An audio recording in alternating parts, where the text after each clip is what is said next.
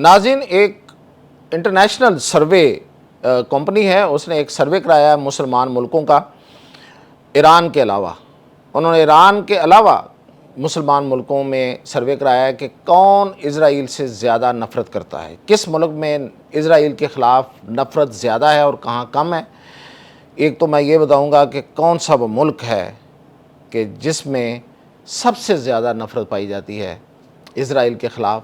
मेरे उस जगह तक पहुँचने तक जहाँ मैं आपको ये इंकशाफ करूँगा, आप ज़रा गैस कीजिएगा वो कौन सा मुल्क हो सकता है, तो मैं तो आपको फिर आगे जाके बताऊँगा। दूसरा ये कि इस वक्त जो सबसे बड़ी बहस है अमेरिका के अंदर वो ये है कि ट्रंप इस जंग से क्यों भागा, किस चीज़ ने उसको भागने पे मजबूर किया कि उसने नेतन्याहू को गालियाँ दी, लिटरली हकीकतन गालियाँ दी हैं। जो एक दूसरे को लोग गालियाँ नहीं देते, गंदी वाली गंदी गालियाँ दी हैं उसको। और वो गंदी गालियाँ क्यों दी हैं, उसको कौन सा खौफ खाया जा रहा था, उसके पीछे क्या खौफ था जिसने उसको खींचा है इस जंग से, और वो इस जंग से नाकाम भागा है, दुम दबा के भागा है। कोई तो वजह है। इन वजूहात का छोटा छोटा तारफ़ करूँगा कि कौन सी थी, और दूसरा ये कि कौन सा मुल्क है जो सबसे ज़्यादा नफ़रत करता है।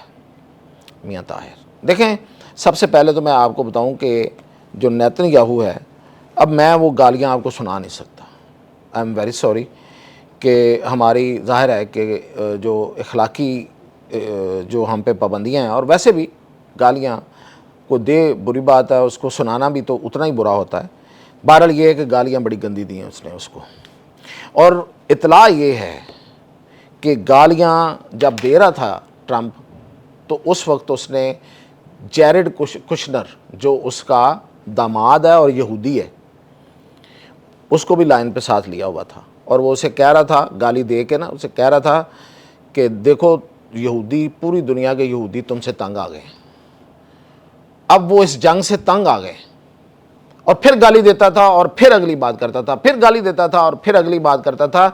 उसने इस सारी गुफ्तगू में एक यहूदी को गवाह रखा, और वो कह रहा था कि यहूदी, पूरी दुनिया के यहूदी ये समझते हैं कि तुम्हारी वजह से पूरी दुनिया में वो अनसेफ हो गए हैं, यानी कि वो गैर महफूज हैं। उनको कहीं भी कोई भी मुसलमान गुस्से में आकर, मुसलमान क्या गैर मुसलमान भी, ईसाई भी, क्योंकि लबनान में तो ईसाई भी निशाना बन रहे हैं, और इवन जो फ़लस्तीन है उसमें ईसाइयों की एक बड़ी तादाद है, तो वो भी आपको निशाना बना सकते हैं, उसको यहूदियों को बना सकते हैं, और ये ऐसे वाक़यात हुए भी हैं।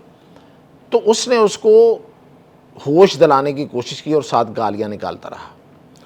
अब जब ये तो खैर गालियाँ देना और ये उसको इस बात का मतलब ये कि होश दिलाना कि भाई तुम्हारी वजह से ये सब कुछ हो रहा है और यहूदी भी तुम्हारे ख़िलाफ़ हो गए हैं, इसके पीछे दरअसल ट्रंप का एक खौफ है, एक नहीं को दो तीन खौफ हैं, जिनकी वजह से वो माजी को याद करके ना, लोगों के अंजाम को याद करके, वो नहीं चाह रहा था कि उसका भी अंजाम उन जैसा हो।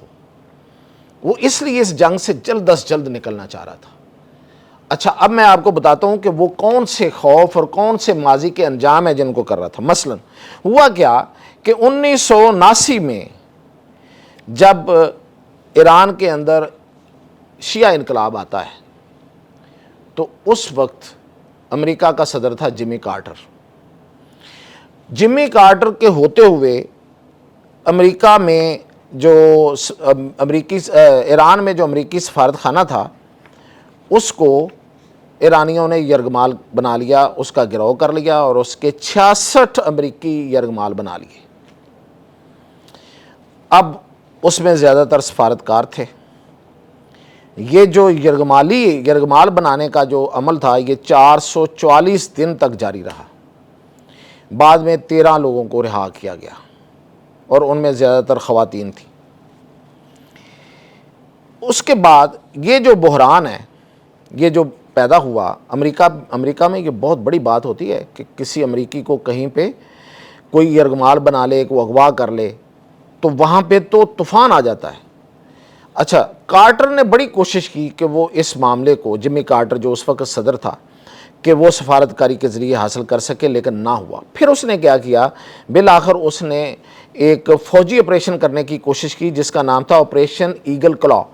یہ اس نے ہیلی کاپٹر بھیجے اپنے کمانڈوز کے، اور ان کو صحرا میں اترنا تھا، صحرا میں اتر کے انہیں پیدل جو ہے نا وہ مارچ کرتے ہوئے جا کے تو اس سفارت خانے سے اپنے لوگوں کو چھڑا کے لانا تھا۔ یہ انہوں نے سوچ سمجھ کے پینٹاگون میں بیٹھ کے یہ منصوبہ بنایا۔ جب وہ ہیلی کاپٹر اترے اس وقت طوفان آ گیا، ایک بہت بڑا طوفان، اور اس میں وہ ہیلی کاپٹر گر گئے اور سارے کے سارے اس کے جو کمانڈوز مارے گئے۔ یہ دوسرا اس کے لیے ایک بہت بڑا بحران بن گیا۔ اسے آپریشن ڈیزرٹ 1 کی ناکامی جو ہے وہ آپ کو پتہ ہے، ایک فلم بھی اس پہ بنی تھی، اور اس میں پھر ان کے کمانڈوز جو مارے گئے تو کارٹر کی ایسی کی تیسی پھر گئی امریکہ میں، اور کارٹر اگلا الیکشن ہار گیا۔ اور پھر ہوا کیا اس کے ساتھ جو سب سے برا ہوا وہ یہ ہوا کہ جب یہ الیکشن ہارا ہے اور جو اگلا بندہ الیکشن جو جیت رہا تھا وہ ریگن، جب وہ اقتدار میں آیا ہے تو اسی وقت ایران نے باقی لوگ رہا کر دیے۔ تو یہ تھا جمی کارٹر کا انجام۔ یہ ٹرمپ کو بار بار کلک کرتا تھا کہ میرے ساتھ بھی کہیں ایسا نہ ہو جائے، اور کہیں میرے ہوتے ہوئے اگر فوجی وہاں پہ مارے گئے تو یہ تو میں تو گیا۔ دوسرا جو اس کا تھا اس کے ذہن میں وہ تھا صدر ہوور کے دور میں۔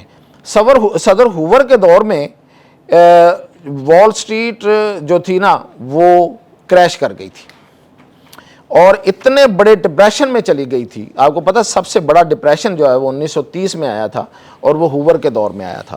اور یہ جب مارکیٹ بالکل گر گئی اور امریکہ کا ستیہ ناش ہو گیا امریکی معیشت کا، تو اس میں پوری دنیا میں اس کا اثر ہوا تھا، اور بڑی دیر بعد جا کے امریکہ واپس آیا تھا۔ تو اس کو اس وقت جو ٹرمپ ہے اس کو یہ خطرہ تھا کہ میں اس جنگ میں اگر پھنس گیا، اور مجھ سے جو کہ خاصے اربوں روپے تو اس کے ابھی تک اربوں ڈالر تو اس کے خرچ ہو چکے نا، تو میرا کیا ہوگا، اس ملک کا کیا ہوگا؟ اگر اس ملک میں وہ والا دوبارہ سے، اور اس کی پیشگوئی معیشت دانوں نے کرنا شروع کر دی تھی کہ اس ملک میں بڑا معاشی بحران آنے والا ہے اگر یہ اس جنگ سے نہ نکلا، تو دوسرا خوف اس کو یہ تھا۔ تیسرا خوف جو تھا وہ تھا اس کو بش کا۔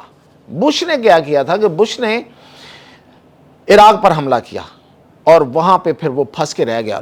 اس میں کوئی شک نہیں ہے کہ عراق پہ اس نے بہت تباہی کی ہے، بہت تباہی کی ہے، لیکن ٹریلینز آف روپے ڈالر اس کے وہاں خرچ ہوئے، ٹریلینز آف ڈالر۔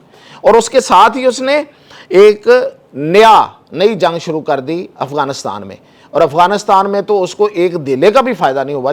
وہاں سے تو چلو وہ پٹرول لے گیا ہے، تیل نکال کے لے گیا ہے عراق سے، لیکن افغانستان سے تو وہ پتھر بھی اٹھا کے نہیں لے جا سکا، یہاں تو ہے ہی پتھر۔ اور یہاں پہ جتنے لوگ اس کے ہزاروں لوگ اس کے افغانستان میں مرے، امریکہ کے فوجی اور غیر فوجی، تو یہ اس کو کہتے ہیں امریکہ کی تاریخ میں اینڈ لیس وارز۔ یہ اینڈ لیس وارز کا دور تھا، یعنی کہ بڑھتی ہوئی طویل ہوتی ہوئی جنگیں جو کسی کنٹرول میں نہیں آ رہی تھی، ختم نہیں ہو پا رہی تھیں، اور اس نے بش کو بری طرح سے شکست دے دی، اور بش جو ہے وہ اب امریکہ میں ایک ناکام صدر کے طور پہ جانا جاتا ہے۔ یہ تھی 3-4 خوف جو اس کو کھائے جا رہے تھے ساتھ ساتھ، کہ کہیں یہ نہ ہو جائے، کہیں وہ نہ ہو جائے، کہیں ایسے نہ ہو جائے۔ اس کی وجہ سے وہ بھاگا ہے۔ اب آتے ہیں اس خبر کی طرف کہ جو پیو ہے، پیو ایک بہت بڑی سروے کمپنی ہے، اس نے جو سروے کرایا، اس نے ایران کو نکال کے سروے کرایا، اور سروے اس بات پہ تھا کہ اسرائیل سے کون سا اسلامی ملک ہے جس میں سب سے زیادہ نفرت موجود ہے۔ تو آپ حیران ہوں گے، ابھی تک آپ نے پتہ نہیں گیس کیا یا نہیں کیا۔ اگر آپ نے گیس کیا ہے تو بہت سے لوگوں نے یہی گیس کیا ہوگا میری طرح۔ جب میں نے بھی اس خبر کو پڑھنا شروع کیا تو میں نے گیس کیا تھا کہ پاکستان، لیکن نہیں، پاکستان نہیں ہے۔ کیسا ہے؟ پاکستان دوسرے نمبر پہ ہے نفرت کرنے والوں میں، اور پہلے نمبر پہ ترکی ہے۔ وہاں پہ 97% لوگ جو ہیں وہ نفرت کرتے ہیں، اور پاکستان میں 95% لوگ نفرت کرتے ہیں۔ وہ جو 2% ان سے کم ہیں وہ کون ہے؟ یہ آپ جانیے، آپ نکالیے، آپ اس کا نتیجہ نکالیں گے، اور کمنٹس میں اپنے کمنٹس دیں گے. اجازت دیجیے.